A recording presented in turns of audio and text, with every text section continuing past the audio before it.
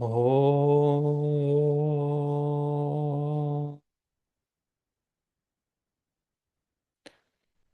Om.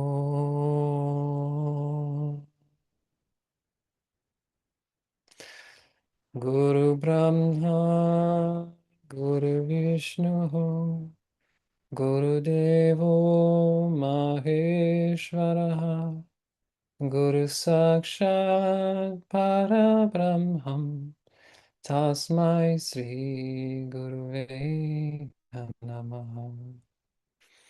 Om Supram Baradaram Vishnu Seshivarnam Chatur Bhujam Prasannavadanam Dhyaye Sarva Vignopashantaye. Om Bhurbhuva Suvaha Tatsavitur Varinyam Bargo Devasya Dhimahi Diyo Yo Naha Prachodaya. Om Shanti Shanti Shanti. Okay, so today we are reading from January 27th, 2013. Chapter is called How to Break Negativity's Hold on the Mind.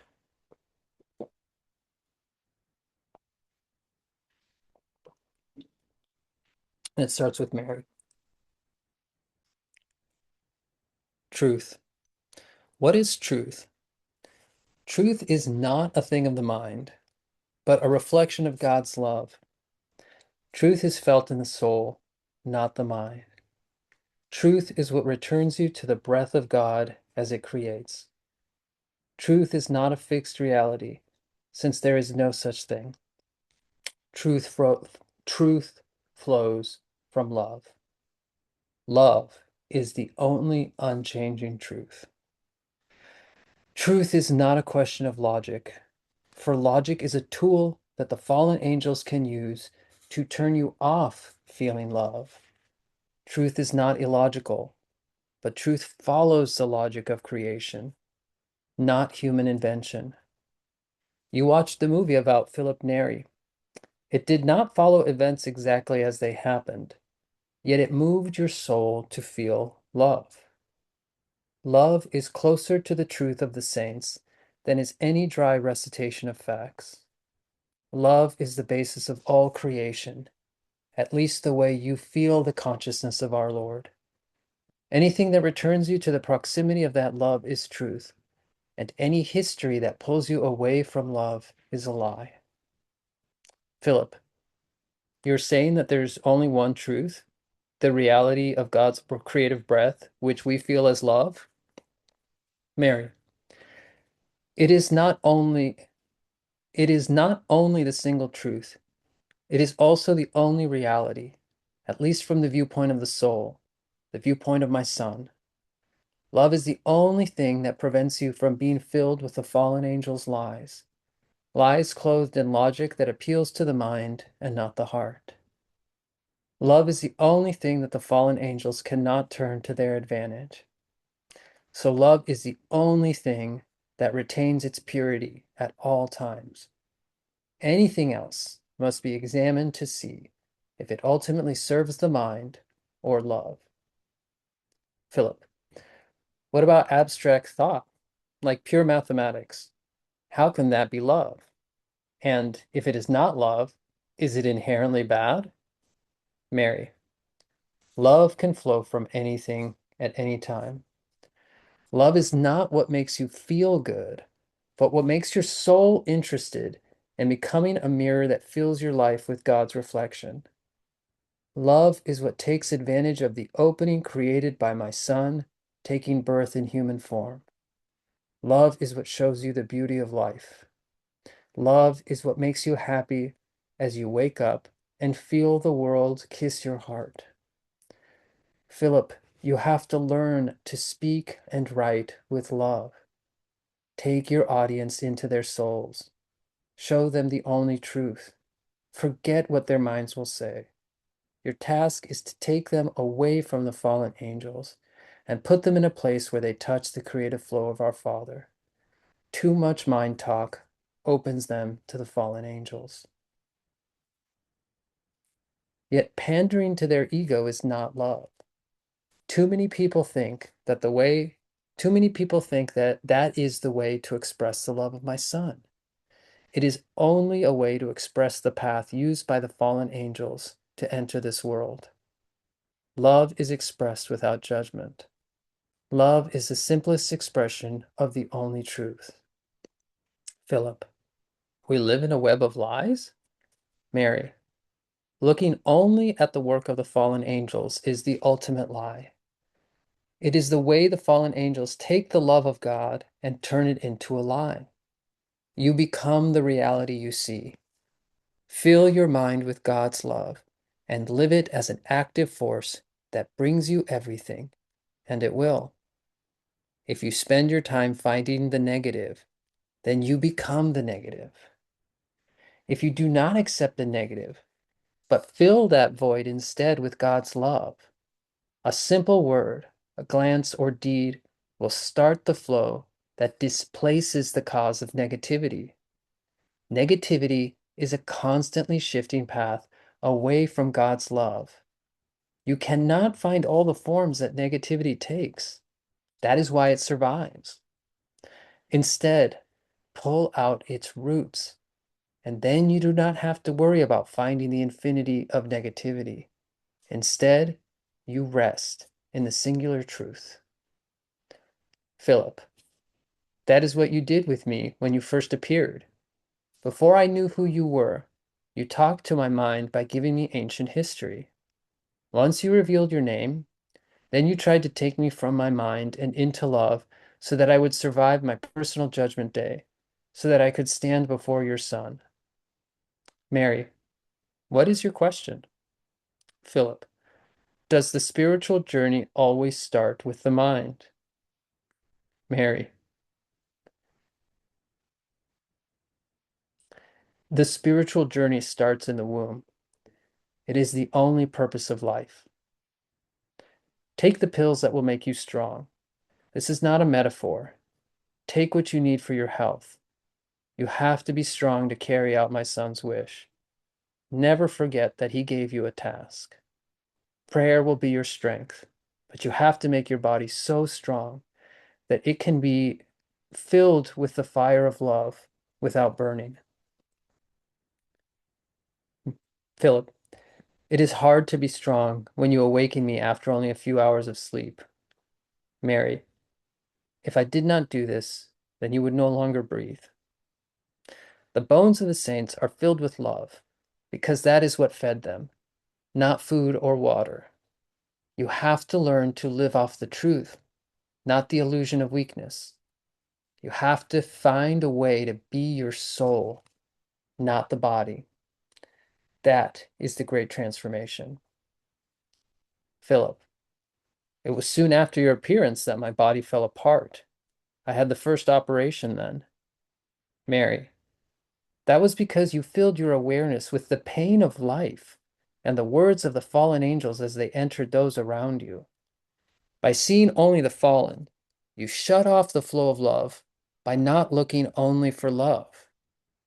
As we spoke, it was the battle of the passion being replayed, because that is the secret that you were to be given. And that is the secret of my conversations with anyone. That battle shows up in all the battles of history, from the great wars to the small events of daily life. The passion is a constant, ongoing process. That is why it is alive.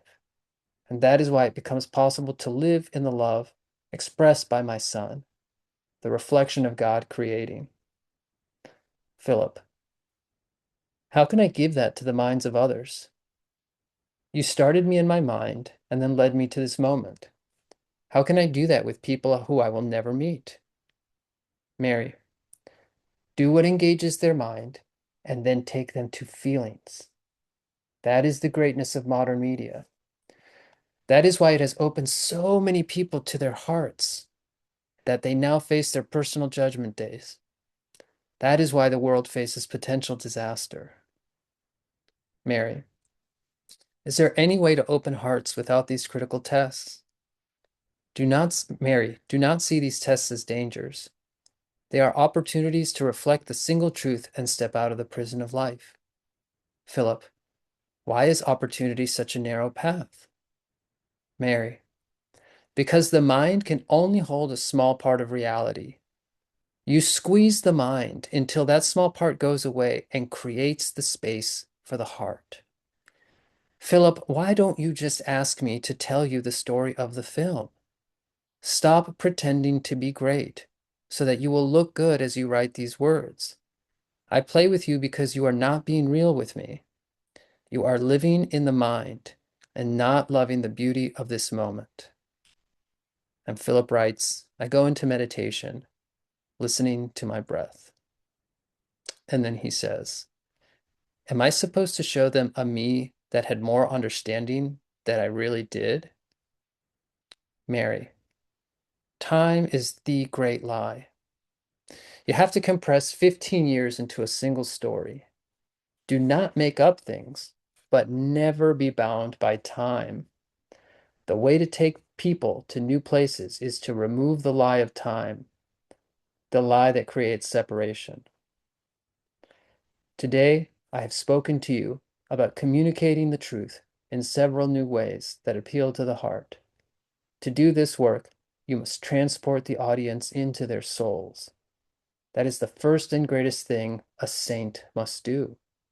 Philip, I am not a saint. Mary, they never are.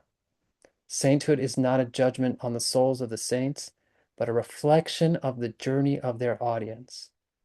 I am trying to teach you how to take people into the love inherent in their souls. Spirituality from the mind is the great prison. Love is the great emancipator. Do not worry. If I wanted a priest or holy man who lived as people think my messengers should live, then I would not have chosen you. Philip, how do you compress time? Mary, ignore what the fallen angels love and spread out what the soul loves. Befuddle the mind so the heart can be felt. Cloud the mind with misdirection so that it cannot run amok in the slop of its own illusion. Create the illusion that removes illusion and reveals the truth. Oh, that's the end of today's reading. Whoa.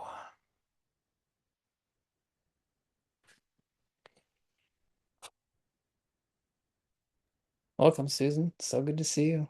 Hey, Susan, good to see you. You made it. We are I we are in different states right now. That's why we are not sitting together today. For those who came later, I am at home and David is visiting his dad in Texas. So just so you guys.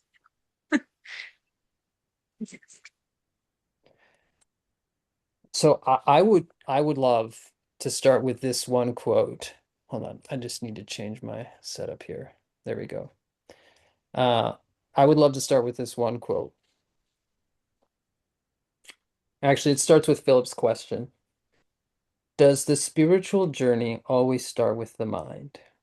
And Mary says, the spiritual journey starts in the womb. It is the only purpose of life. Wow.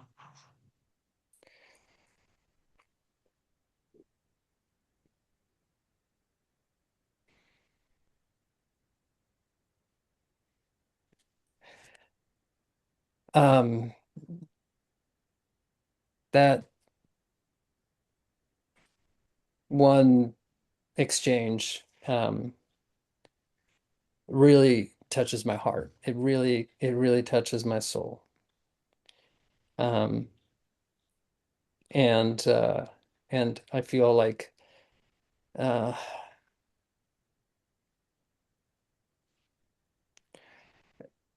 my understanding here is she's telling us like this is it. This is all we have to do. All we have to do is remember how it feels to be in the womb and then live our life as if we are still in the womb.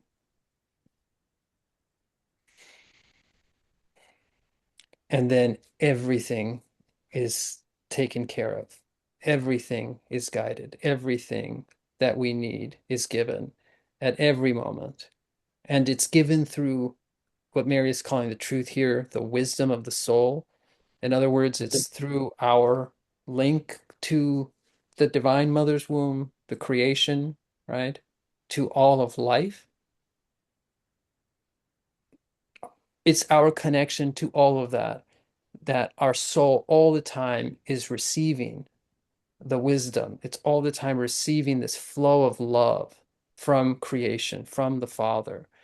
And then it's transmitting that to us. We can feel that. We can sense it. We can experience it. When we're really embodied, when we're really present, we will, my understanding, we will always feel that.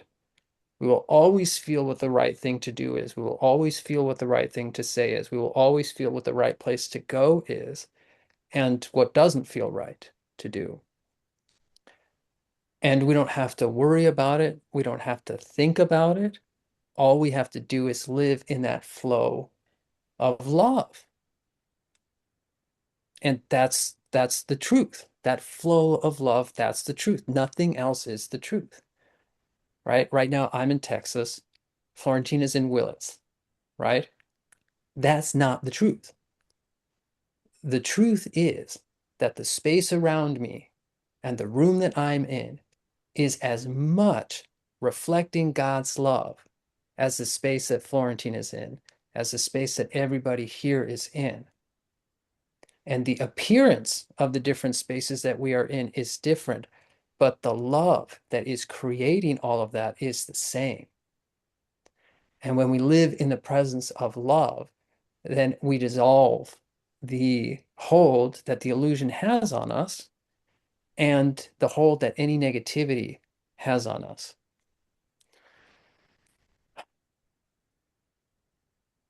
What's your reflection on that, sweetheart? Just digesting what you just said, and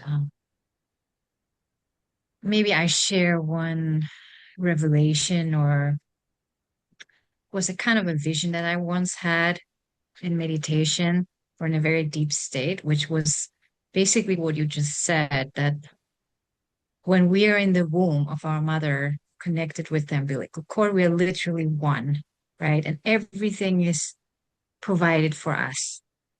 Like we don't have to do anything. We're just lying there as this baby, and we are connected to the all that is. We are nourished, we are taken care of, we are protected.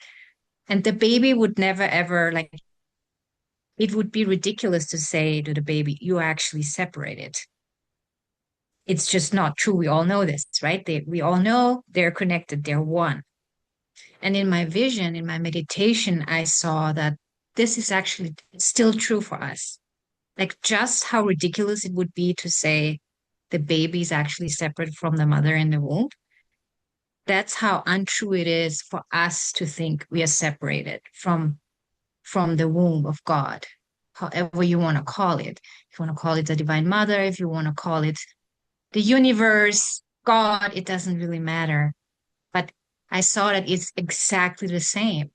It's exactly the same, just like the baby in the womb. Just the only difference is that we're being in this illusion, thinking we are separate, forgetting that we are one with God, just like the baby in the womb.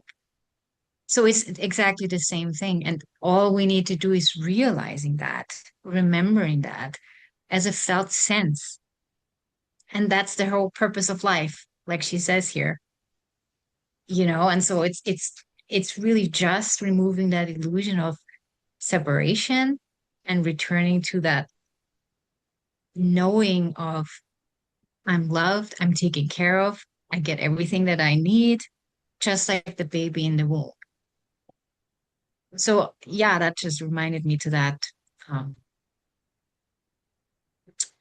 experience that I had. And I really felt it. I saw it and it was like, oh my gosh, it was like this light moment where you just know it, like a small enlightenment moment where you have an experience of that. So it was not my mind understanding it conceptually, but really at the deepest level, I had this like, that's it. Then of course I forgot it again. It's like we can move in and out of that consciousness, of that awareness, but I know I felt it and it was real. So I know it's true. Um, yeah. That's a I feel like that's a perfect example of what she says here at the end. Um, what is the question that Philip asks? David, can I ask you a question? Absolutely. What I just wanted to go back to that other question that led into that response from her too. I just didn't get a chance to read it.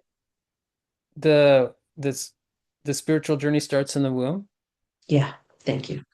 Yeah, so Philip's question is, does the spiritual journey actually the part before, you want the part before or just that? He Yeah, says, she does asks him, right? Doesn't she ask him? he says this like paragraph long response, and then she says, what is your question?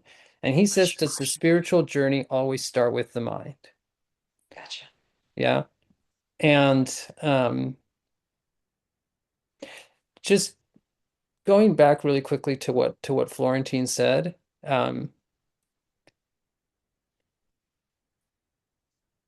so Philip asks her, how do you compress time? Mary talks about how important this is.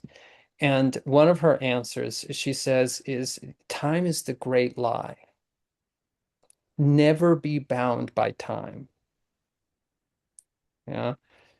The way to take people to new places is to remove the lie of time, the lie that creates separation. Okay. And uh, the reason why this is so important is because we this we all have this experience. We've all had the experience of being in our mother's womb. It's our soul remembers this. Yeah. And we can recall it. And sometimes we will have experiences like what Florentine's talking about, which is like a window to help us remember that, right? But the lie of time is that that was then. This is now. I don't feel that way anymore, right? And that's not true. That was then and this is now. It all coexists. And we have equal access to any moment in time, including the future. That's also an illusion. And all we have to do is just contemplate it and open our hearts to it and open our hearts to the experience. And if remembering our time in our mother's womb is too loaded of an experience because we might still have some blocks with our mother, yeah, then just take Mother Mary as our mother and just imagine and envision what it would feel like being in her womb. In fact, Florentine and I have been talking about this. We really should spend less time talking about this stuff and more time just doing it. So we don't have to make this a big meditation right now, but I actually invite everybody right now to take one moment, yeah, close your eyes, and then first just bring your presence into your body now. So you just feel how you're feeling now, right? And, whether there's any tension, how your breath is. It's not trying to change anything. It's just to be aware of how you feel right now.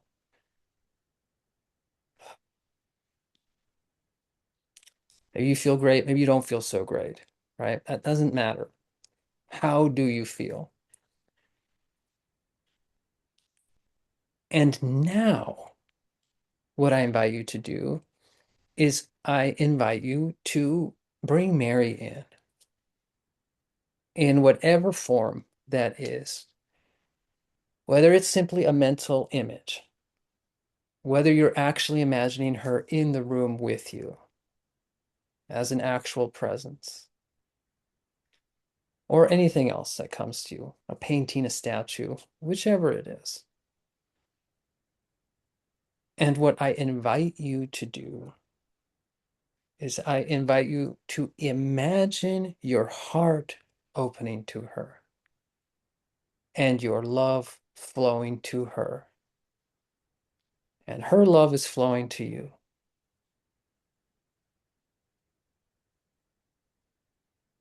And then just see how you start to feel. And then just see what changes start to happen in your body.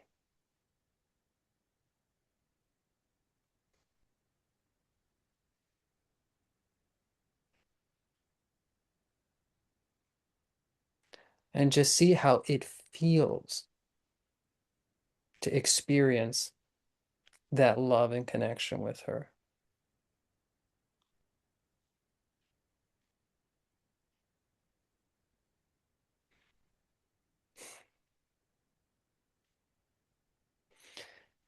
And then, however you're visualizing her, however you're seeing her, bring your awareness to where her physical womb is. Open your heart to that.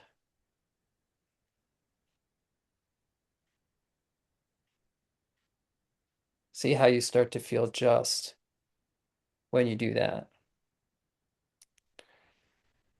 And this is our imagination. So we can go ahead and imagine ourselves in whatever way this speaks to you, moving inside of her womb. Now being surrounded by her womb. You can be there as a little spark of light, as just your awareness, or you can imagine yourself as a little developing baby with an umbilical cord connected to her womb.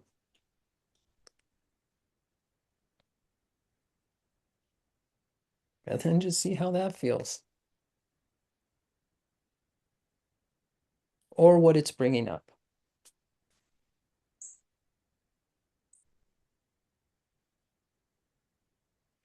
And you know who else is in that womb? Little tiny baby Jesus. He's there too, with his own little umbilical cord connected to his mother. And the amazing thing about this tiny baby in Mother Mary's womb, this is a crystal clear, pure soul. His soul is completely reflecting the light of the Father. And that light and that love is flowing to Mary and her heart, and it's flowing to you in whatever form you're there. So just imagine your heart opening to that, to him, to that light, to that reflection.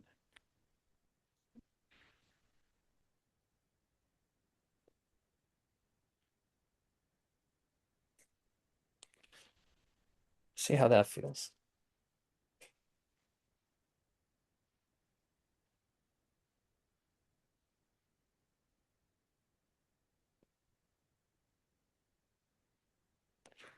And then that same love is now reflecting from your heart and your soul to Mother Mary, and from her to you. So now we're in this network of pure love, love of the Father. Now, everything in this little microcosm of creation that we're experiencing right now, everything's reflecting that love. Her womb is reflecting that love.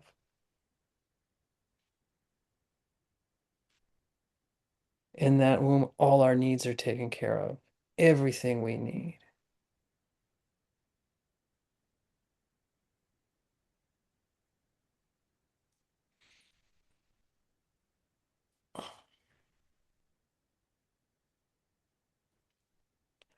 And that experience, that love, that is the truth.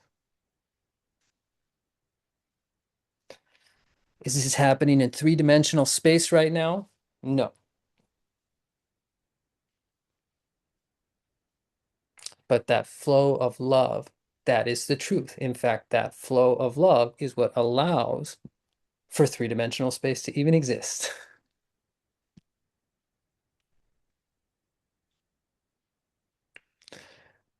So this felt sense that Florentine was talking about, that's it. You're experiencing it to whatever degree you are right now. And this exists beyond time and space. This is a reality that we always have access to.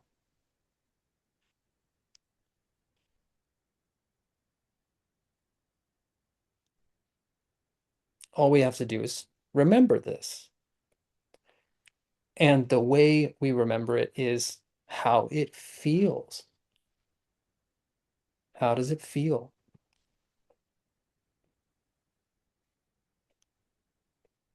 Like Florentine says, we'll come out of this meditation, whatever we're doing right now in a moment.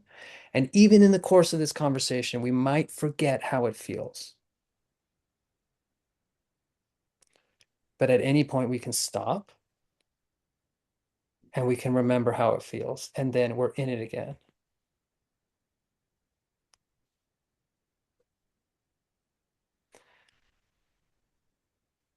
And then when Jesus is born and he's a little infant out in the world, this is what he's experiencing. He continues to experience this when he's out in the world because for him, everything in the nature, everything in creation is reflecting God's love.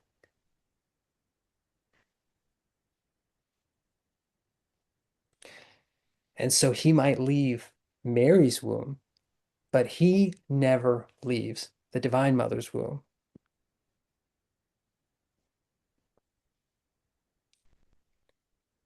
And then when we contemplate that, now we start to feel what that feels like.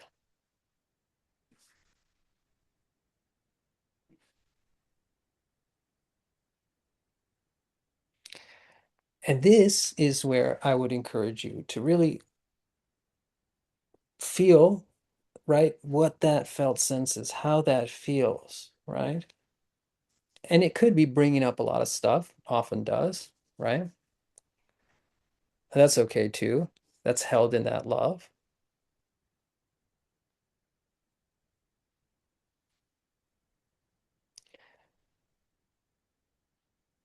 I encourage you to imagine yourself being able to see that light and that love that reflects off of Jesus in everything that you see.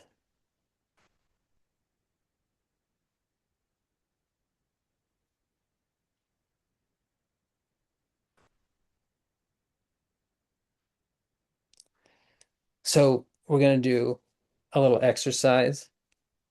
It's one of my favorite things to do. And what I encourage everybody to do is like, as you open your eyes, stay as much as possible in that felt sense. Okay. And then as you open your eyes, you're going to start to see creation. Looks real, it's not real. So what I want, or what I would encourage you to do is to imagine, right? Imagine doesn't mean you're making things up. You're using your third eye. You're using the eye of the Holy Trinity. So that's what we're going to do. Okay. So with our inner eye, you're seeing whatever's in front of you. I'm seeing a bookcase with hundreds of books, so many books. That's what I'm seeing. But what I'm imagining, what I am envisioning is that same light that was reflecting off of Jesus is reflecting off of every single thing that I see there. And I'm imagining the feeling that I had in Mother Mary's womb.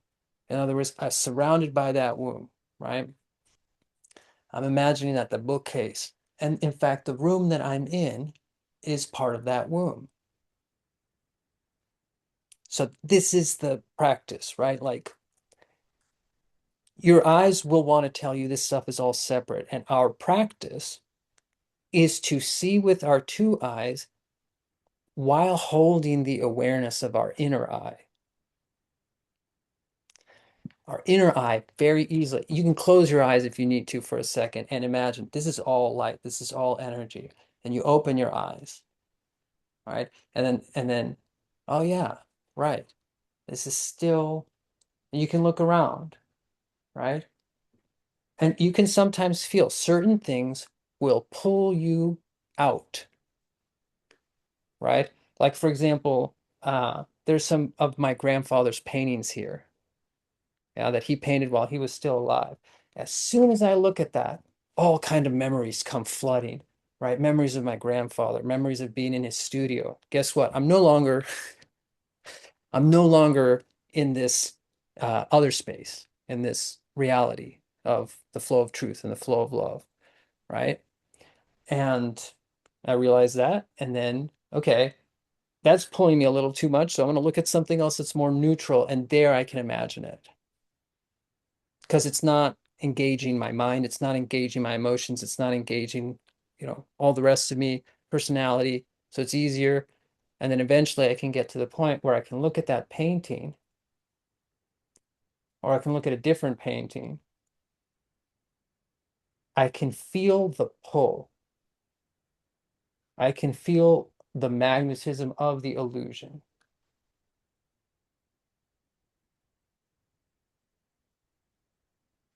And then at some point, I can hold both.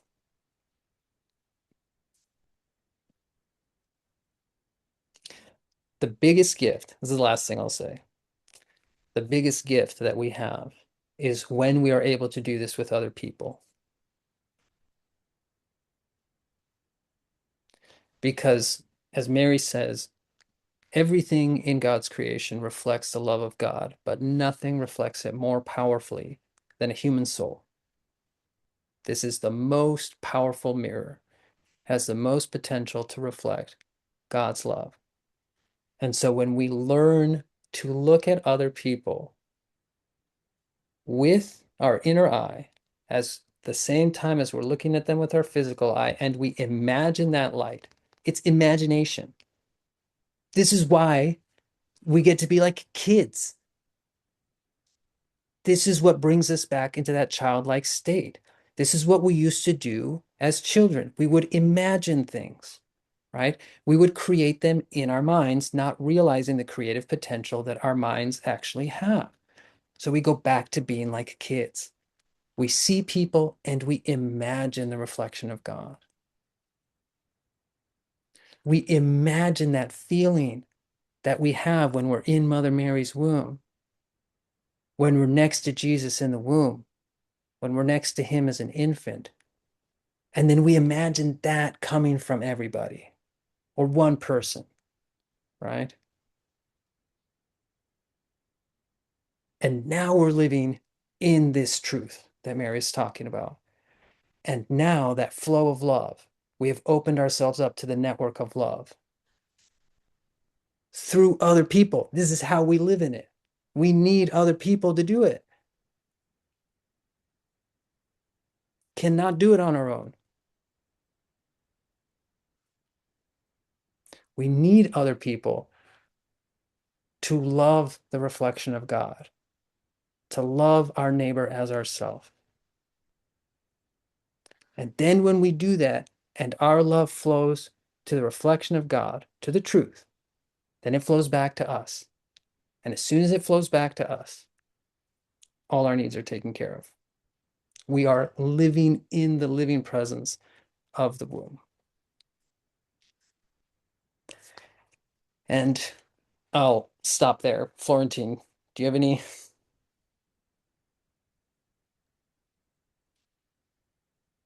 Um, I'm just rereading the first paragraphs. I mean, there's just so much here in this reading.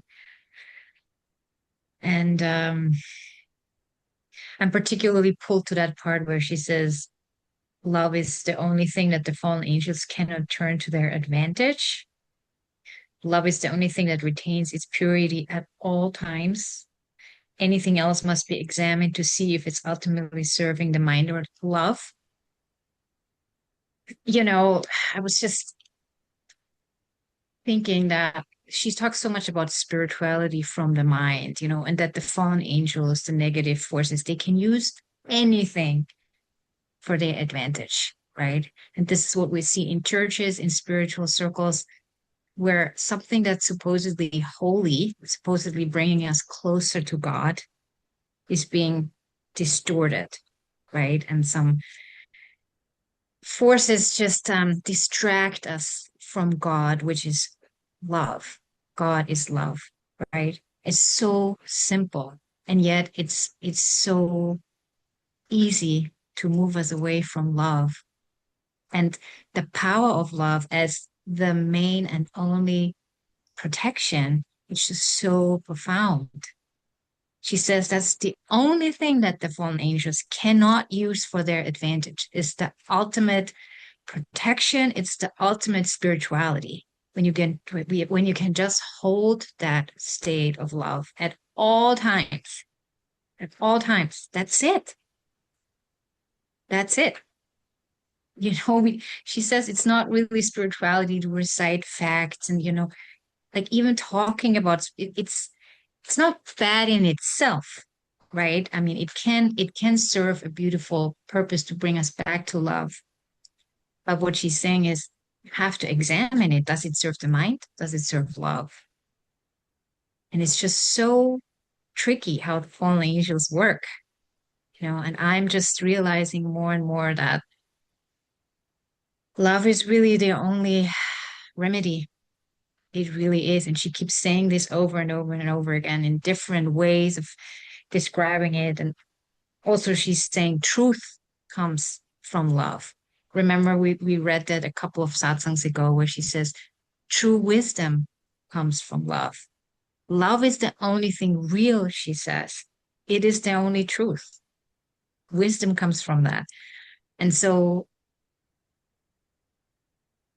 when we talk about negativities and the fallen angels, and we talked in Devi Loka about that in the last satsang, um, it makes even more like the impact of Jesus being born as this embodiment of love into this being conceived into Mother Mary's womb, which is the womb of love, the womb of unconditional love, the highest possible womb you can imagine. And that union of the two,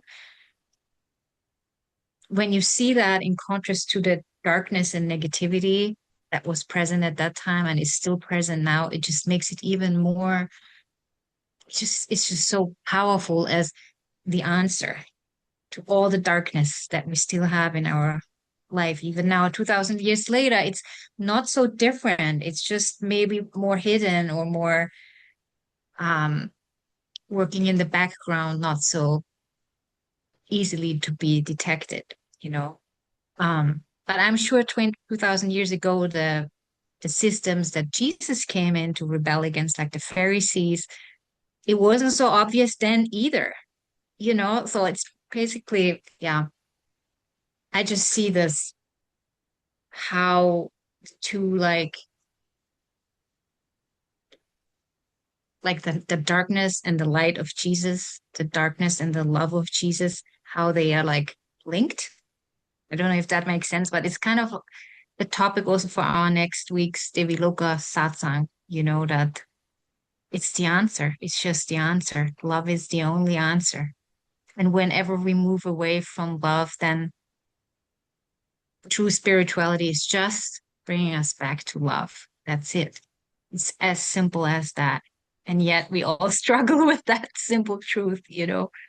Um, I hope I'm making sense. I'm just kind of seeing this um, in my inner eye, how, yeah, the darkness kind of pulled Jesus in, and then Jesus is the answer to the darkness. Then and now and always. And so, Yeah. Yeah. yeah. Ah, that's right. David, there's a huge beam of light coming through the window Oh across yeah, your I saw face that. right now. Yeah, yeah. That's cool, huh? Oh, and Kritajna has her hand up. Yeah, yeah, I'm she's had her just hand up seeing for a that now. while, Sorry. actually. Yeah, sorry. Thanks for your patience. I have a symbol that goes with what you're talking about. Um, I have a yantra of the womb, and then I have this sitting in front of that yantra. Mm, And it obviously the heart is the love, but notice of how, okay, the big one I think of as the Divine Mother, the universe, the cosmos, God, whatever. And notice on this side, the smaller one within is attached. And then it's also attached right here. So when I look at it, it's that whole sense of we're always connected, like Florentine, you were describing, we're always connected. And this also can be the individual, but it also can be the earth. So I think of the earth being surrounded by this love of the divine. So this is my symbol in front of my yantra, and it fits exactly what you both were just talking about. And symbols speak to me. mm, Symbols go to the heart for me. Where mm, words go to the mind, symbols go to the heart. mm. That's beautiful. Thank you for Oh, so sharing that. beautiful. Yeah. Shar? Hi, good to see Hi. you. I have a question. She said to um, collapse time or condense time. I forgot Compressed what the. time, yeah.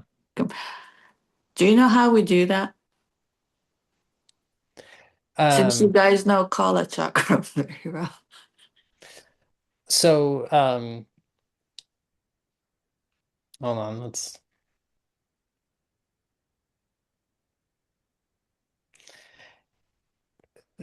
my understanding is she's talking on two levels here. On one level, Philip is in the process of writing this film that Mother Mary has tasked him with. And so he's trying to tell the story of his journey with Mary from where he was to where she was taking him, right? And it was a big, long process. It was 15 years, right? So on one level, what she's saying, right, is the goal is to make this film to bring people into their souls. And so you use the ultimate truth for that, which is love. And in the ultimate truth, it doesn't matter if this happened at year one and this happened at year five. You can compress that in the story and make this happen 2 weeks later after that. The film does not exist yet. This has been a really long ongoing process. Yeah. So that's one level, right? That when it comes time to tell the story, it does not matter, right? How much time actually passed in between, right? Because ultimately that's an illusion. And what matters is your soul was here, and then your soul was here. And where you tell that in the story, how much time you say passed, it doesn't matter. You had that transformation 2 weeks later, even though it really happened 2 years later. That doesn't matter for the purpose of the story. The purpose is you're going to bring people to their soul. So you tell the story in the way that serves that. That's the most important thing. So that's the one level. Then the other level is how do we compress time and what does that actually mean, right?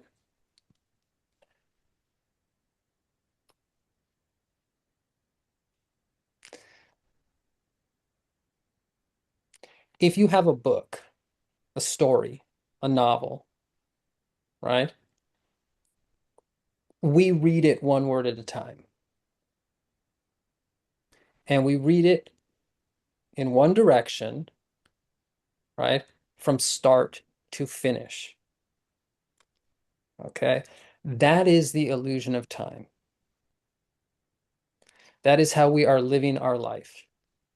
The Kala chakra starts spinning when we're born, and that's the beginning. And then, according to our perception of time, we're only moving forward, right? We grow, we become children, we become adults, right? Then we grow old, then we die, and that's the end. That's the story. That's the book, read one word at a time, right? If you close the book, you have the whole story at once. You can open that book to any page. You can flip through the pages. You can read page 1, then you can skip to page 135. You can read a paragraph from that page, then go back and read a different paragraph. It is all there. That's reality. Okay. The illusion is that we can only read it one word at a time because that's how we experience time, right? The reality is that we can access any moment in time again through this, through our inner eye, through our soul, right? Yes. Yeah. And we can access alternate times, Mm. right? In other words, if things happened one way, we can envision it having happened a different way. Mm. And we create a new felt sense. Mm. And that is what matters. What matters is not what happened, right? What matters is, what do we need to do to turn that into an experience of love? Mhm. To turn that into an experience where we can experience love through that. And then when we do that, we are compressing time, right? In other words, if we live our lives the way we're conditioned to, then we never do that. What happened in the past happened in the past. We have no power over it. It has shaped who we are today. We cannot change it. It has conditioned us, and we're going to continue. We continue to be conditioned to become who we are today, and we're going to continue to be conditioned until the moment we die. There is no power there. Mhm. There is zero power there. We are completely at the mercy of this illusion that time is creating. The ultimate power that we have is we can access every single point. Not only in our lifetime, in any lifetime. This is what Swami did at Immortal Enlightenment. Mm. He compressed time. He is a master of the Kala chakra. And so what he did is he brought our souls 10,000 years into the future, or you could also say he took our souls where we would be 10,000 years into the future and brought it into now. And this is compressing time. And so one thing that I often do, again, this is personal, maybe it resonates with you. I very often imagine my highest, right? I really imagine what that would be like if I'm at the level that I imagine is possible, reflecting God's love the way Jesus does. Everything open, everything reflecting his light, everything having been purified, right? Mhm. And so I envision that, and I do that pretty regularly. Mhm. So this is future David, but future David is now being accessed right now. Mhm. And then I do the same thing in the past. Past David got hurt Mhm. really badly by certain things in Mhm. this lifetime and in previous lifetimes. So now, present David and future David go back and experience that event as present and future David with that awareness, with that love, with the ability to see the light in the situation, in the people, right? That's forgiveness, right? I mean, you can say, Mhm. okay, I forgive them. It happens automatically at that point because nothing wrong is happening now. Same event can still be happening. Person is still treating you the same way, but now they're a source of love. And now there's no trauma. Mhm. Yeah. It's totally changing what happened in the past. It is actively rewriting what happened in the past. That's my understanding of compressing time. Florentine, do you have anything to add there? Well, no, what just a thought that keeps coming to me is that actually the whole purpose of life, the whole journey of life is to go beyond time, which Yeah. when we enter the state of true love, true divine love, that is beyond time. It is eternal. It is who we really are. Our soul is eternal, timeless. Time is a complete illusion. So when we talk about Kala chakra and compressing time and all that kind of stuff, we're kind of talking on the level of the illusion, the play that we're in. And in this play, we are learning, we are growing, we are healing, we're doing all these things that require time. Time as a kind of a school or a training field, right? So that's the purpose of time. But ultimately, it's about going beyond time, which Swami has said that the baby in the womb, when it's still in the mother's womb, it is in that timeless state of eternity. There is no time in that state. Somebody is not muted. It's I me. oh, No, it's you. it's me. There's a garbage truck in the back. Okay. Um, it just distracted me a little bit. That's why. In the womb, timeless. Yeah, yeah. So exactly, it's a timeless state actually that we are trying to access, which is love. Love is beyond time, and God is beyond time. Time doesn't exist, right? It just exists in this playing field, in this school of learning and growing, and ultimately, it serves the purpose of growing love. Like God's purpose is just to extend love, right? Shar, we know that from the Course in Miracle, that's the only purpose of creation is to make it even bigger, the love that God is. It just wants to extend and expand even more. So we're having this illusion of having to figure out how to get back to this and then embody bigger love, radiate more powerful love. It's like the growing of love. That's the whole point of this entire play. It's coming back to love, coming back to God and expanding it, making the light even stronger. So, May I there's ask different another? there's different levels of how we can see time and going beyond time and May I what ask the one more question? yeah, of course.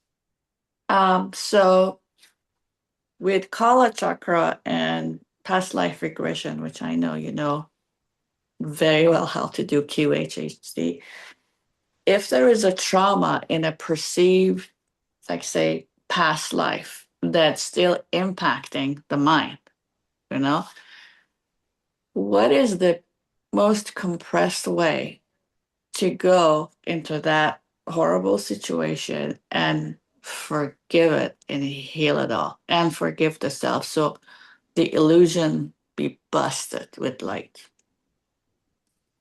Yeah, that's why there are so many amazing tools like Right. past life regression work, right? Which is Mhm. QHHT in case others don't know what that means. And I did a training there. So yeah, I've received past life regressions. I've given past life regressions. It's just one of those tools, and there are different ones. And again, they all bring us back to forgiveness, healing, more Right. love.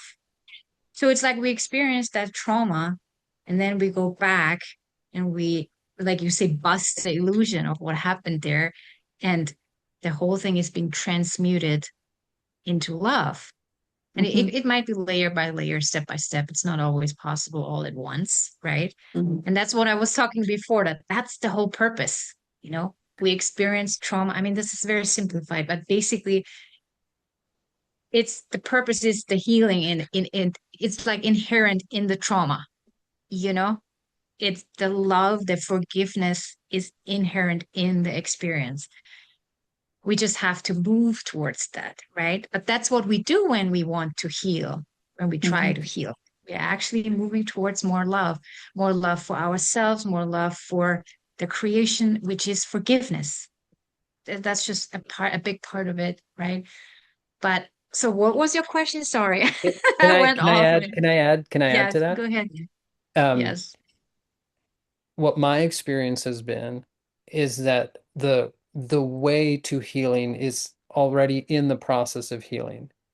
So, in other words, regardless of whether something comes from this life, a past life, or it's triggered in this life because it happened in a past life, it doesn't really matter. Number one, if we're really open, we're always guided, right? So sometimes something will come up in this life, and suddenly I'll have visions of a past life. I'm like, I didn't even know that that happened. Whoa, wow, okay. Yes, the goal is to be able to re-experience that event in this way that we're talking, where we're able to see what happened through these eyes of love, right? What Mary says, eyes aligned with Jesus's eyes. We're able to see the presence of God's love reflecting off of everything that happened. Then it's no longer a trauma, right? Mhm. Then everything has been forgiven, right? Then our system is healed. So if we put ourselves in that situation, whatever resistance we feel, that's where we have to go. So in Yes. other words, it's not about forcing ourselves like, I have to hold the love. I have to see the love. Why can't I see the love? Right? If I go into a situation and I imagine it, right? Some traumatic experience that is coming to me. Yeah. All I have to do is pay attention to how I'm feeling. And what Mhm. is coming up? Oh man, I'm feeling this tension in my chest. What is that? Oh, it's fear. Okay. Can I just be with that fear? Forget about what happened. Mhm. Forget about what the story is, childhood, infancy, past life, doesn't matter, right? Can I relink to that love? And this is why, in my experience, it's so important to do exercises like what we did earlier today regularly, right? Because it becomes easier and easier to remember. In fact, I was just going to say, I actually really encourage everybody right now, while we're talking, remember what was that like in Mother Mary's womb? Yeah. Just take like 5 seconds. How did that feel? How did it feel to be in the presence of Jesus? Oh, yeah, I felt pretty good. Now that's in me again. Yeah. And then slowly, right? Often with the help of a healer or a therapist, right? A trauma-informed healer, right? All right. How much can we open up today? How much can we feel today in the presence of love? The love is what will transform. The love is what will, we experience fear without that love, and that fear is persistent and it doesn't go away and it becomes overwhelming and we feel like we can't handle it. It gets stuck in us. That's trauma. That's a block, right? Mhm. All we needed then was the presence of love. That's what was missing. Yeah. And that's what we can do. So if we start to feel the fear, how are we actually feeling it? There's a shaking, there's a tension, there's a contraction. Can we bring the love to that? What happens when we do? Almost always, it just transmutes and transforms. It resolves itself and it's gone. And then there comes a point where enough of the resistance to the circumstance is gone, and then we can just see the whole circumstance as pure light, as pure love, right? And then uh what is it? Rinse and repeat, whatever the yeah, rinse and repeat. Yeah. Thank you. No, thank you. That's a beautiful question. Uh Nitya. Hello, I just want to write back and share my experience with compression time, and maybe um, it will help share as well. So I did one process where chanting mantra, color process, chanting mantra for several months, and I'm really feel that compressed time, and some situation in my life would hold me back for a long time, and it feels like that misses pieces of my life, and it's really compressed, and that all situations show up and happens with me like after maybe second week I did that process and chant that mantra, and it's actually compress my illusions as well, and I start to feel like more light in me. I think that it's all missed, it's like feels like I'm just really squeezed. So I'm not like squeezed, but it feels like it's disappear. And now I can see and feel more clear all situations what hold me back. And now it's all right here. And it's really changed my life in a big way. So I'm really recommend that process. If you need more information, I can send that process from yeah, That teaching that Swami that is Kalishwar. yes, that is such a beautiful description.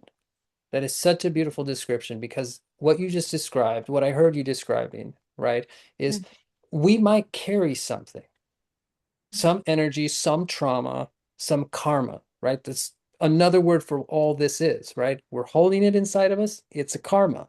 Is it as a trauma, whatever it is, right? It's a karma.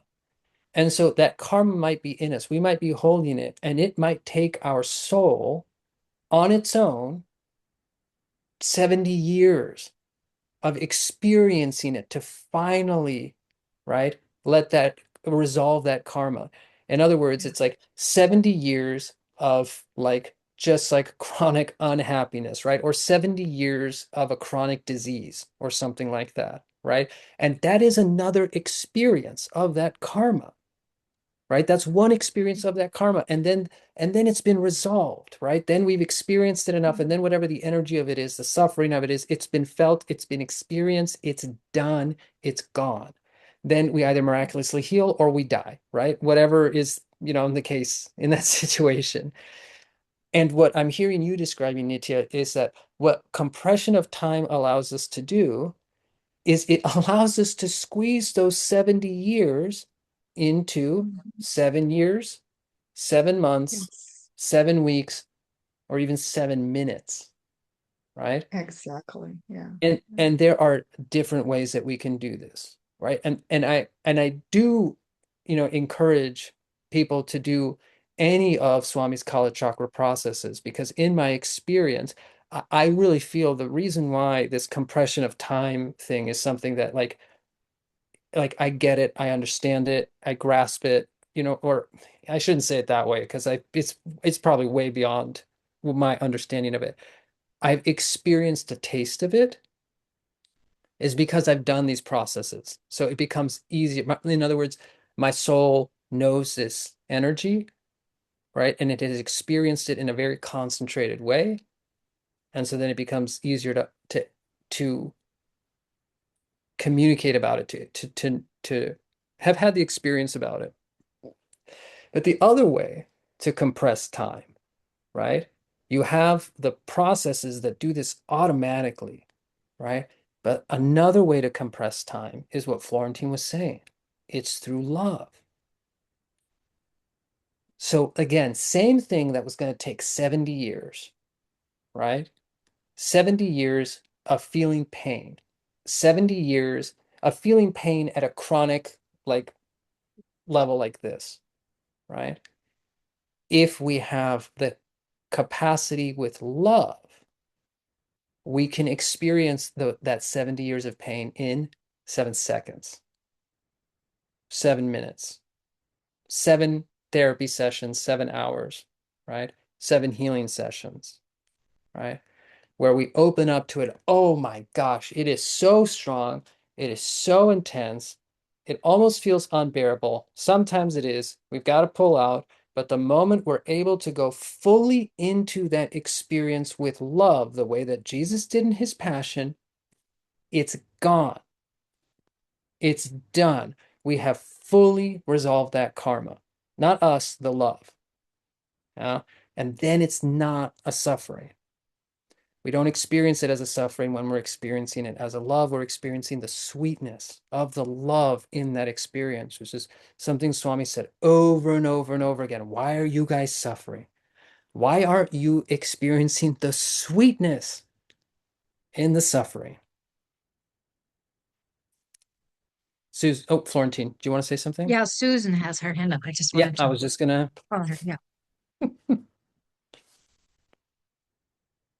I'm still muted. Without getting into what I've been going through, I want to back up what you said, Florentine, is that I think it was Shar, you said about the mind. You said about something comes up about the past through the mind. Did I get that correctly, Shar? Past lives, yeah. I think she was referring to Oh, past past lives, lives. Okay. but it doesn't I matter. don't, Anything in the yeah, past. It can be exactly, anything in the exactly. So, past. right. So, but what hit me, I guess, because my heart has been so closed, is I feel like it's a blockage of the heart that raises up. So it might, the mind will just go on and bring up anything to kind of grab you. But I think it's when it hits you, it's the block. That's what came up when we were talking about this. So I don't know if that makes sense, but That makes perfect sense. That's the, Swami described heartbreak in a couple different ways. One, it's a break in the cosmic energy, right? We're no longer feeling our connection to that oneness. It's still there. It still exists, right? But then the other way that Swami described heartbreak, it's a misunderstanding. It's a misunderstanding. Because yes, something happened. But what happened was we understandably, right, given where we were in that situation, misunderstood the situation. In other words, we only experienced the illusory level of it. And that illusory level created emotions, feelings, beliefs, right? Thoughts, beliefs. And we held those thoughts and those beliefs about that situation to be so true that that's now our experience. We are unloved. The world is a dangerous place, whatever it is, right? And that unfortunately is a misunderstanding because the reality is, even in that situation, there was nothing but love. Even when we were heartbroken, the love was always there. The only problem is that we're not feeling it. And I don't want to trivialize that experience, right? Like, oh, you're heartbroken? It's just a misunderstanding. Oh my God. If your heart feels closed, this is the most painful experience that we can have. It is so painful. Yeah, and if you've been experiencing a period of heart closedness, Susan, my heart goes out to you because I've been there. We've all been there, right? And in that time, like during that period, like you can't just, I shouldn't say you can't, you can, right? But it doesn't feel like it, right? Just connect to love. Just recognize the love. What love? I don't feel any love. I don't see any light. I only feel pain or darkness. There's only little glimmers of light, right? or you feel nothing. Or you feel nothing. That's a beautiful way of describing it, right? It's a beautiful, beautiful coping mechanism. How do we deal with unending heartbreak? That's too much. We can't be experiencing that level of pain. We have to shut. Our heart has to close. We have to keep ourselves from feeling, right? And if you feel pulled, I highly encourage you to reach out to anybody, right? Anybody, myself, Florentine, anybody else in the community, any other healer, anybody outside of the community, it doesn't matter, right? A therapist, anybody, because that's our way out, right? It's the network of love and it's God working through others. Always. The moment we reach out for help, right? The moment we reach, this has been our experience so often. We're struggling, struggling, struggling, struggling, struggling. The moment we write that email connecting to somebody who we feel like can help us, before that person even responds, help is already on the way. Things already start changing. It's been our experience so many times. You don't have to go through this alone. Yeah. And like, I mean, it doesn't have to be us. It can be anybody. It can be a friend. Anybody that you feel like might help you in whatever way you feel, right? Maybe you're already doing this, right? I don't want to assume. Um, but but I know how alone we can feel during that time and isolated. Yeah. And yeah, I really just encourage you to reach out to anybody if you haven't already, and if you have, just keep reaching out. I would like to Yeah. just take a moment to pray for you, Susan, if that's okay for you. Like as a group, we'll just take a minute and just send our love and healing energy to you. Is that okay, Susan? Wait, I don't see her. Did she say yes? Would you feel Susan, is comfortable with that that? okay? Yes, yes. I'm sorry. It's just really hitting me right now. That's okay. Yeah, let's just all take a moment and fill our beautiful sister Susan up with love and light and everything that she needs, all right? Just take a moment.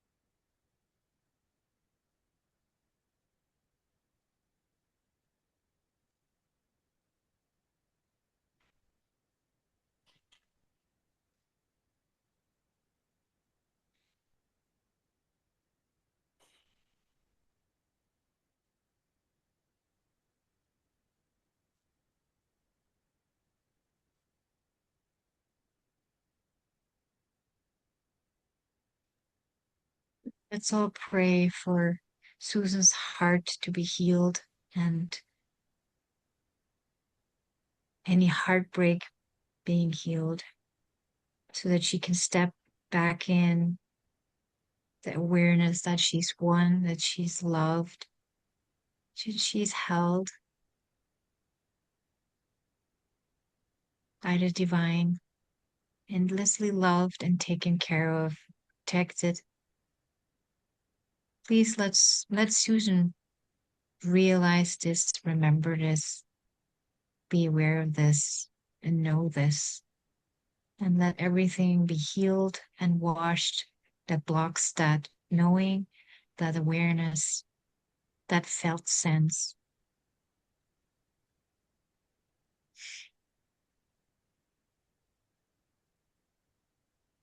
May your heart be completely healed, Susan. And all of our hearts, we all have some degree of heartbreak, some degree of shutdown hearts, some degree of disconnection, separation in our consciousness. So this is not just your issue, Susan. This is all of our issue. This is the world's issue. So extending the prayer for everybody, extending it to all of humanity.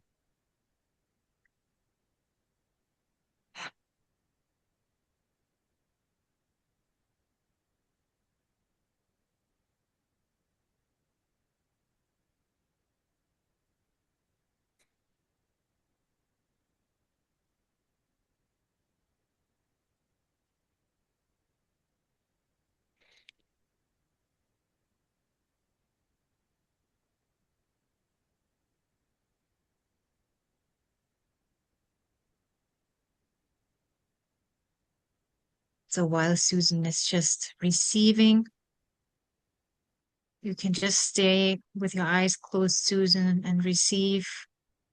I want to just also honor the two who have the hands up for a while already. Gabrielle, I think you were the first one. Do you want to share something? Um, Yeah, no, I'm so peaceful. I don't know. Can you hear me? Yeah, we can hear you. Can you hear me? Okay, good. I'm just like, oh wow, this is great. I'll just like continue. But well, it's a nice experience of like I think time in general is an illusion. I don't think there is such a, you know what I mean? Like I think the whole thing of like if you can if you manage to be in the now, which is like okay, that's difficult enough as it is, but then there yeah, then there is no time, and then like the future's an illusion and the past is an illusion, and any pain is created through like wanting to be somewhere other than where you are right now. Do you know what I mean? Like it's like if you know, anyway. So with the Kala chakra, I know I've also done that process, but you know, and it is like squeezing the time. And I guess like maybe in the essence of it, if we can get to a point of being really totally present in the right now, then everything can be healed right now. I mean, is that an illusion or is that possible? Oh I yeah. don't. Yeah. No, it Hey? is an illusion, and that is why it's possible. Okay. Yeah. If it wasn't an Okay. illusion, it wouldn't be possible. It would be fixed. It would be Okay, real. explain that one. It's not real. Okay. Oh, It's you an mean, illusion. okay. Yeah, yeah, yeah, yeah, Yeah. yeah. The love Everything's is an what's illusion. real. Okay. Yeah. And so the love can transform whatever that illusion is from one form into another, Mm, from heartbreak into wholeness, mm. right? From disconnection to the experience of connection while being in the illusion. Okay. Yeah, yeah, yeah. Makes sense. If it was ultimately real, that wouldn't be possible. Because that is already it, That right? is exactly, that Is. is the way that it is, Yeah, right? yeah, And yeah, that's not yeah. true for anything in the creation. Mm, Yeah, that's what Mary's saying. There's nothing in the creation, nothing mm, that is ultimately real. And this, by the Except way, love. Except love. that's right. But love is what creates except, everything. Yeah. yeah, yeah, Yeah, yeah, yeah, yeah. Okay. Yes. exactly. Love is Mm-hmm. beyond the creation, also through the creation, in the creation, right? Mm-hmm. What makes possible for all of creation. And this is what being like a child is like, because the world really becomes like a Mm-hmm. playground. Yeah. We really become Mm-hmm. like a Mm-hmm. child back at the artboard with finger paints. We can create whatever we want. We can recreate whatever we want. The power that we have is is immense, but it's not our power. It is actually It's, it is there yeah. in union with others. Mm. That's when that power flows. That's when that creative power flows, when we're in union with others, which is why if we're just thinking about our own Mm. desires, right, and just what we want and only trying to create that, right, it's so limited. It's such a limited, right? But the moment, yeah, go ahead. Mhm. No, but like, but I mean, wouldn't it be even like not even in like yes, in union with others, but like in the essence of that experience of like being in the womb or just being like one, like there is nothing else. You know what I Yeah, mean? Like there yeah. is nobody else, there is nothing else, there is just that It- isness.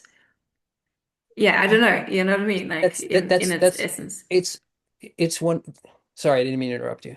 No, no, no, it's fine. Yeah, I'm done. It's Yeah. in the womb, Mm. there's nothing but the womb. Yeah. There's nothing else.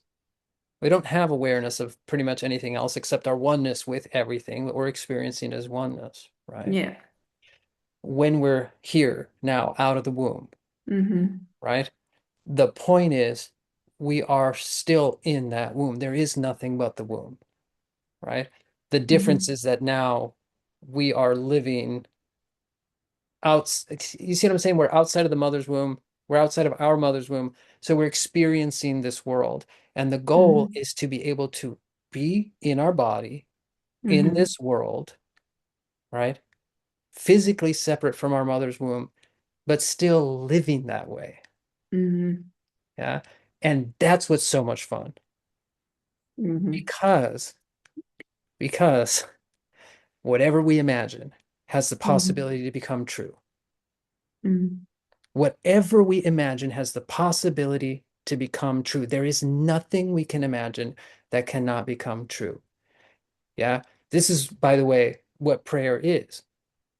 We are praying and imagining that a person, right, who is currently suffering is whole, right? We are imagining that the world that is currently living in a consciousness of darkness is living instead in a consciousness of connectedness. Mm-hmm. Yeah. We are imagining that whatever circumstance we are in or somebody else is in can change into anything else.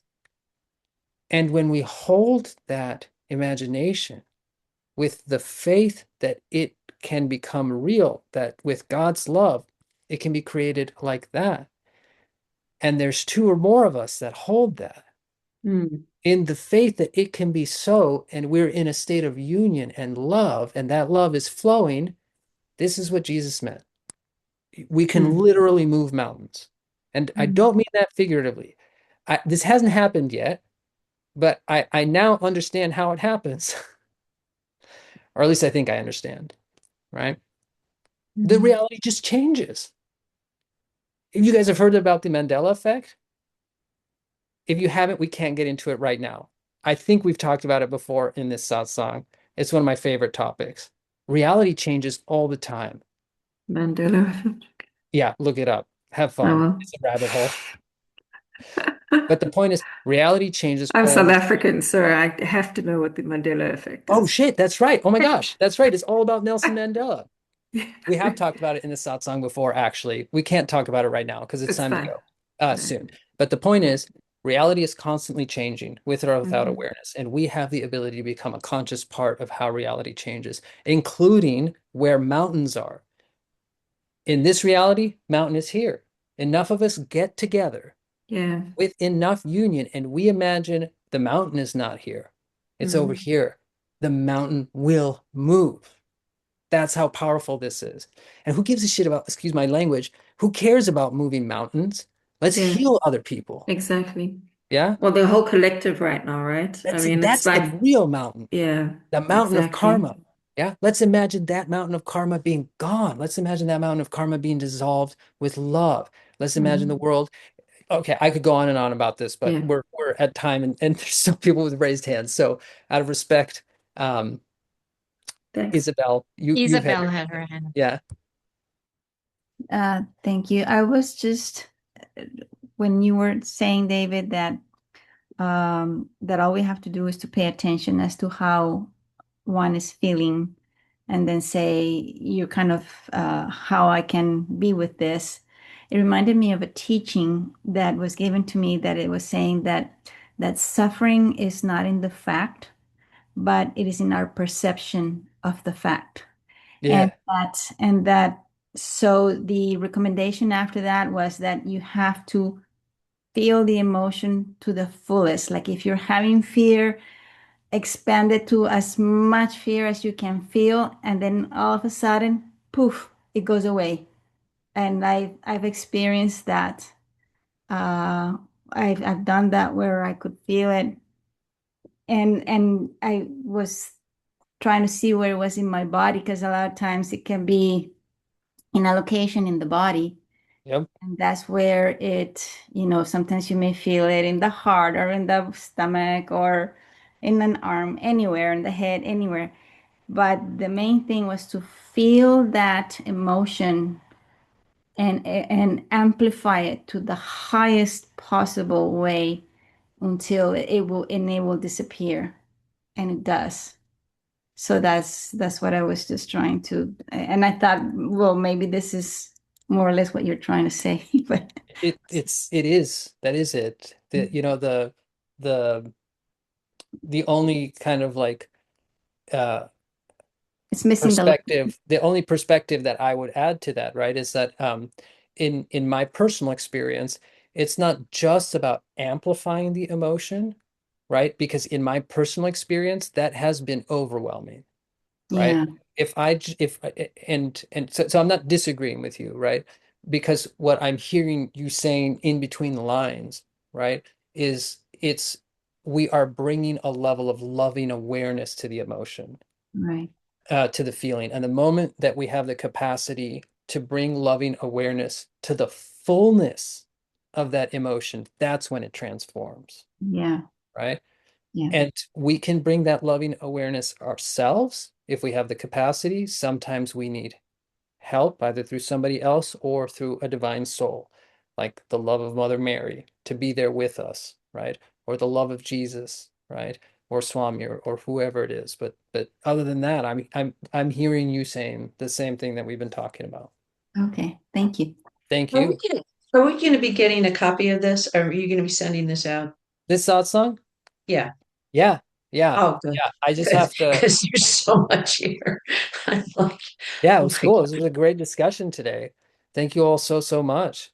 Um, I am always the what's the word I'm looking for? Um, I have to download the satsang, upload it to YouTube. Florentine, I cannot tell you how many times she's like, "Have you uploaded the satsang yet? Is it up on YouTube yet? I want to send it out. People are asking for the recording." I'm like, "Oh God, I got to do that." No, there's just this is so rich and so deep and so healing. Like oof, just, I'm not deep in the feeling of it, but there's so much here. I'm so glad to hear that. And I apologize in advance for however long it's going to take to get this up, but I will try to expedite it. Just a quick question. With uploading it onto YouTube, Oh, it's it's always just unlisted. personal, It's right? always unlisted. It's always like it's always Okay. you only the people with the link can see it. It's not public. Okay. Yeah. Great. Yeah. Paloma, and then I think we've got to go. Okay. Wow. That's my pattern. So I had a dream a few days ago that I went back in time to my childhood home and I delivered a message to my sister. And in the message I gave her, I don't know what I told her, but I gave her some message and then I gave her some prophetic warnings so that she would take my original message seriously of things that were going to happen soon to her. And then when I woke up, I was really sad because my sister had a really hard childhood and Mm. young adulthood. And it made me sad because I thought that it was comforting to think that that was in the past, but there's a reality where it's not, and I'm living it and she's living it still. And Yeah. I'm I guess the only last comment was that I want to take everything that we talked about here and apply it. It's like that mountain of love of moving the mountain for somebody else. And maybe that's the assignment here is that I go and bring unconditional love to but see, I don't know because it's everybody's individual perspective. So I think I'm just gonna have to listen to this again and see how can I maybe it's my suffering for what I understand her experience to be now. I don't know. Yeah, I wouldn't worry too much about it. Okay. Yeah.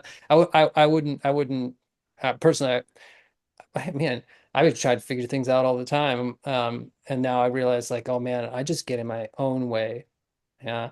What I personally find to be so helpful and what Swami really recommended is like just constantly throw it to the divine. Okay. Constantly throw it back to the divine. This is what I'm experiencing. This is what I'm feeling. I had this dream. I gave this warning. This is going on. This is what I'm feeling about this, right? My sister's struggling with this. I'm giving it to you, right? Like help her, please, God, you know, giving it to the divine, and then the wisdom of the soul reveals like, oh, do this, do that, talk to this person, or things just happen. Okay. Yeah. Hold on a second. Would you? Yeah. Why don't you know what? Why don't we close with prayer? Why don't we? Gabrielle's recommending should we pray together? So why don't we close with prayer? Florentine, would you mind guiding us in both a prayer for Paloma and a closing prayer? And Merry Christmas to all. Oh my gosh, that's right. That's right. Christmas is in 2 weeks. Less Some than of two us will weeks. see each other next week. We have one more Devi Luca satsang about Jesus. So for whoever is in Diviloka. We'll see each other there. And who is not in Diviloka, we can send you the recording if you want.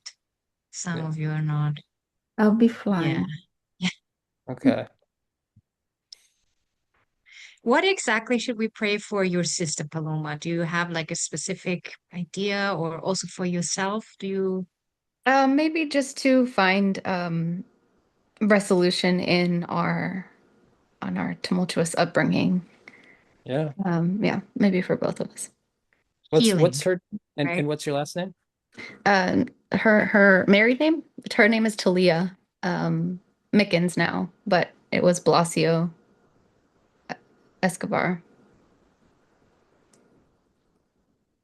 Sorry, can I just Yeah. one Yeah. little thing? My son's been sick for 2 weeks now almost, and he's Oh really yeah. he's just coughing really badly now. Like, and if it's okay, if we could Oh just yeah. add him to the Of What's your son's course. name? his name's Nathaniel What's his last name? Franklin. Great. Okay. Oh, All right, thank sweetheart. you. All right. Okay, we take another moment to pray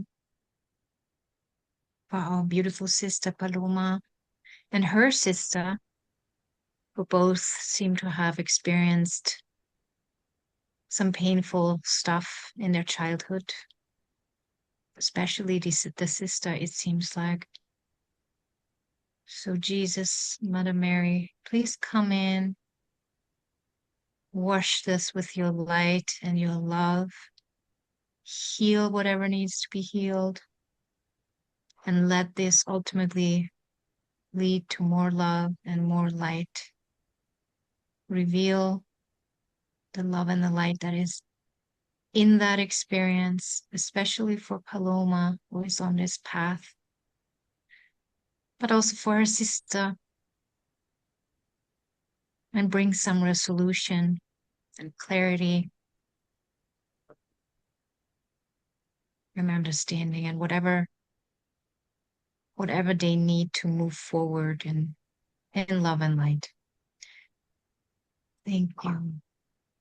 And then we also pray for Gabriel's son, Nathaniel, who seems to be sick with a cough. Please help him restore his health.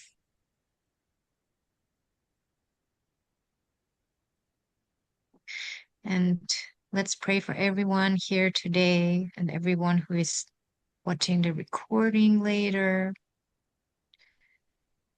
Let's play this for everyone out there right now to receive the love and light of Jesus and Mother Mary and God, divine. Let the light shine in every heart. Let all hearts open. Let all souls experience the truth of who they are. Let them all awaken to the love that they are, the love that they are reflecting, the love that they're extending. And let anything that needs to be healed be healed. Thank you.